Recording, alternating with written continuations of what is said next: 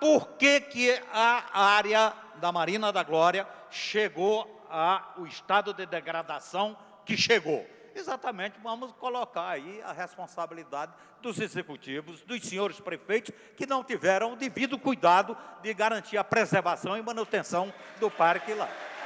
Não, nós começamos pelos mandatos do Partido Socialismo e Liberdade, uma primeira conversa com a Superintendência Regional do IPHAN, e essa conversa ainda não foi o suficiente para termos acesso ao processo administrativo que corre no IPHAN.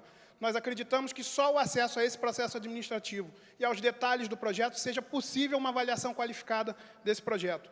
Pedimos o processo, vistas ao processo do IPHAN, dia 11 de março, para termos vistas, para podermos exercer o direito de recurso de uma suposta aprovação prévia do IPHAN, que não saiu publicado em nenhum diário oficial. Ninguém sabe o que foi aprovado. Ele foi para São Paulo, não chegou ainda na superintendência do IPHAN, porque estava chovendo muito, e a superintendência não quis trazer na mão o projeto. Então, mandou pelo malote de São Paulo para o Rio. E ele está chegando de São Paulo para o Rio, e ainda não chegou. Por isso, a população do Rio de Janeiro, a Câmara dos Vereadores, eu, você, qualquer cidadão, não temos acesso às informações desse processo. Não temos acesso, porque ele está vindo de São Paulo para o Rio e ainda não chegou, senhor presidente. Nós não podemos realizar uma audiência pública sem nenhuma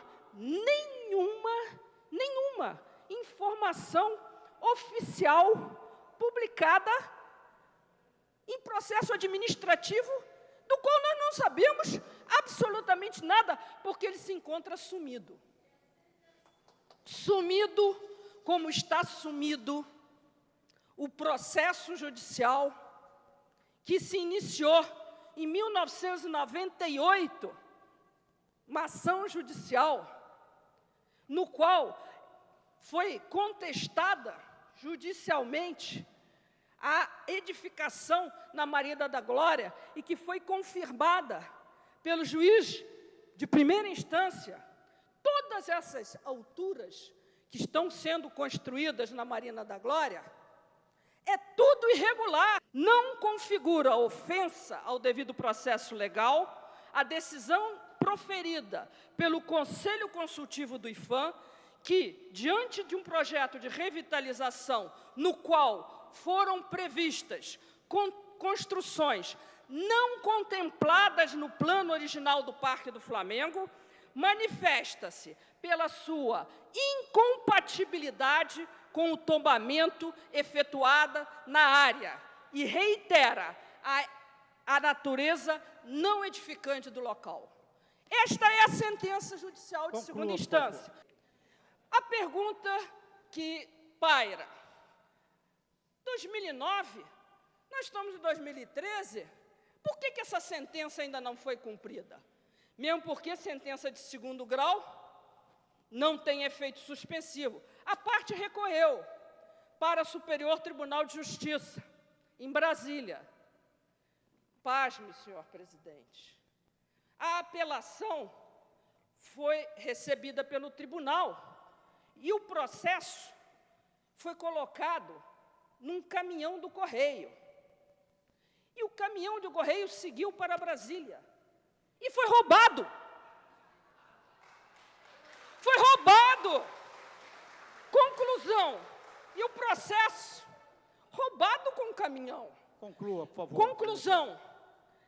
Não pode se cumprir a sentença, porque antes de se cumprir a sentença, tem que se reconstituir o processo judicial, que está sendo reconstituído ao longo de 4 anos, e aí não pode se cumprir a decisão judicial que manda cumprir o projeto original do RAID e a área ser não edificante.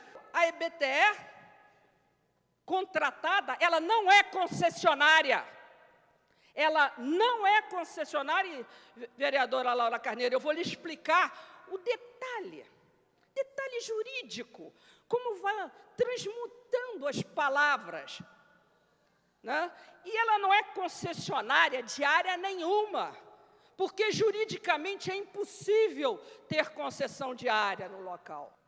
A essa altura, 2009, a EBX estava comprando da quase falida EBTE, porque talvez a EBTE tenha tido esse financiamento do BNDES, não sei, não estou afirmando, e como ele não podia construir a garagem náutica, talvez tenha vendido o seu contrato, não concessão, para a EBX. Não nos foi apresentada nenhuma planta, nenhum cronograma orçamentário, nenhum cronograma físico-financeiro do projeto. Nós não temos condições de avaliar quanto vai custar essa obra, que tipo de financiamento vai ser buscado, se vai ser público, se vai ser privado. Isso é muito comum, principalmente com esse grupo econômico, buscar financiamento público. Então, não nos foi apresentado projeto nenhum, nos foi apresentada uma concepção artística que não é suficiente para ter uma avaliação nem dos impactos que já foram referenciados aqui, nem das características mais detalhadas do projeto. A questão dos estacionamentos não estamos aqui para discutir se ele vai ser maior ou menor, se vai causar um impactozinho ou um impactozão. Para ser bem popular, a questão é, ele pode ou não pode estar ali. E até onde nós apuramos, com as conversas informais que tivemos com alguns técnicos, com os pareceres técnicos que tivemos acesso, esse estacionamento que existe hoje na Marina da Glória, ele sequer poderia estar ali. Não interessa se ele tem 10 vagas, 20 vagas ou 1000 vagas. Esse estacionamento da Marina da Glória não era previsto no plano inicial. Essa imagem que está sendo apresentada, o que está arriscado em vermelho, é justamente a área operacional da Marina e não existe sequer previsão para esse estacionamento. Estacionamento fora da área da Marina da Glória, que a gente gostaria de deixar muito claro. Será que a população, os moradores da Marina da Glória, os usuários da Marina da Glória, do Parque do Flamengo, será que eles foram alguma vez ouvidos exatamente a respeito desse projeto? Olha aí. Olha aí. Então há um erro. Porque o que acontece é o seguinte, quando você faz um empreendimento, tem que ser objeto de um projeto, esse projeto tem que ter viabilidade técnica, tem que ter viabilidade econômica, mas acima de tudo tem que ter viabilidade social. Senão, aí não é isso daí.